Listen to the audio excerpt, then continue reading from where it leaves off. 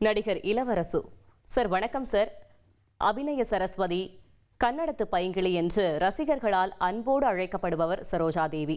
முன்னணி நடிகர்கள் கூட பல திரைப்படங்களை நடிச்சிருக்காங்க. உங்களுடைய ஒரு சில வார்த்தைகள். நான் மேடம் கூட இந்த 2010 மலேசியாவில் லட்சிய நடிகர் SSR அவர்களும் சரோஜா தேவிமாவும் கலந்துக்கிட்ட ஒரு நிகழ்ச்சியில தான் நான் அவங்களோட ஒரு 2 நாள் பயணப்பட்டு இருக்கும்போது ஓரளவுக்கு அவங்களோட பேசக்கூடிய அனுபவம் இருந்தது.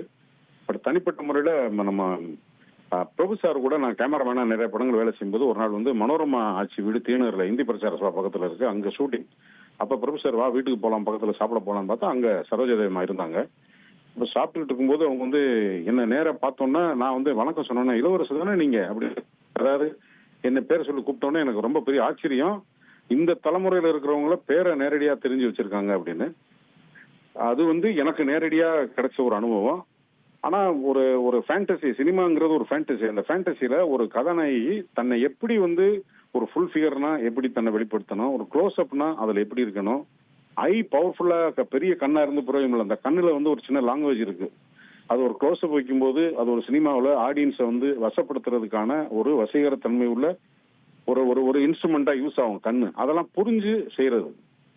ஒரு பெண் தன்னை எப்படி வெளிப்படுத்திக்கிறணும், என்ன மாதிரியான மேக்கப் போட்டா தனக்கு நல்லா இருக்கும், என்ன ட்ரெஸ் போட்டா எப்படி நல்லா இருக்குன்றதுக்கு எல்லா தலைமுறைக்கும் ஒரு டிக்ஷனரி மாதிரி தங்களை வெளிப்படுத்தினவங்க. ஒரு கேமராமேனா நான் இருந்ததுனால அந்த ஆங்கிள் அவங்கள பத்தி புரிஞ்சுக்கிறோம். திருமதி சரோஜா தேவி அவர்கள், திருமதி தேவிகா, திருமதி விஜயகுமாரி, இவங்களுடைய க்ளோஸ்அப்ஸ் எல்லாம் அவங்களுடைய அந்த கண்ணு புருவம் தீட்டுறது, கண்ணுக்கு கீழே மை போடுறதுல, கண்ணை ப்ரொஜெக்ட் பண்றதுல இருந்து ஒரு பெரிய டிக்ஷனரி மாதிரி. இன்னைக்கு எவ்வளவோ ஃபேஷன் அட்வான்ஸ் டெக்னாலஜி இருந்தா கூட வெறும் பென்சிலை வச்சுட்டு தங்களுடைய கண்களை எப்படியெல்லாம் வெளிப்படுத்த முடியும். அதுக்கப்புறம் தமிழ்நாட்டில் 1950 இருந்து 70 வரைக்கும் அநேகமாக பெரும்பாலான ஆண்களால் அதிகமாக காதலிக்கப்பட்ட ஒரு காதலி திருமதி சரோஜா தேவின்னா அது மிக இல்லை.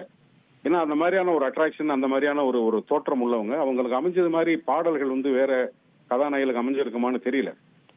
தேவி அம்மா இருக்காங்க, ஜெயலலிதா அம்மா இருக்காங்க, பழைய கதாநாயகிகள்ல பெரிய பெரிய பேரழகிகள்லாம் இருக்காங்க. ஆனா படத்தோட இன்ட்ரோடக்ஷன்லயே இவங்க வரும்போது எம்ஜிஆர் சார் படத்துல பாதி படம் பிளாக் அண்ட் ஒயிட், பாதி படம் கலர்ல இருக்கும். அவள் பெயர் வதனா, அவள் முதுகில் ஒரு வதன மச்சம் ஒன்று இருக்கும் அப்படின்னு தான் இவங்களோட இன்ட்ரோடக்ஷனா வரும். ஒரு ஃபேண்டசி வேர்ல 1950 சினிமாவில் நடிக்கிறவங்க எல்லாம் தேவலோக தூதர் நினைச்ச காலத்துல தமிழ்நாட்டு மக்களுக்கு ஒரு ஃபேண்டசியை கொடுத்து அதுல ஒரு எனர்ஜி கொடுத்த பல கதாநாயகிகள் மிக முக்கியமான கதாநாயகி. 87 வயசுங்கிறது மரணத்தை தவிர்க்க முடியாது. அவருடைய ஆன்மா சாந்தியடைய வாழ்த்துக்கள். எனக்கு இந்த மாதிரி இரங்கல் தெரிவிக்கிற வாய்ப்பு கொடுத்ததுக்காக தந்தி தொலைக்காட்சிக்கு என்னுடைய நன்றியை தெரிவிச்சுக்கிறேன். நன்றி, வணக்கம்மா. ட்ரெண்ட ஃப்ரெண்ட் ஆக்கிக்கோங்க. தந்தி டிவியின் சப்ஸ்கிரைபர்ஸ் அண்ட் ஃபாலோவர்ஸ் குடும்பத்துல நீங்களும் இணையுங்க.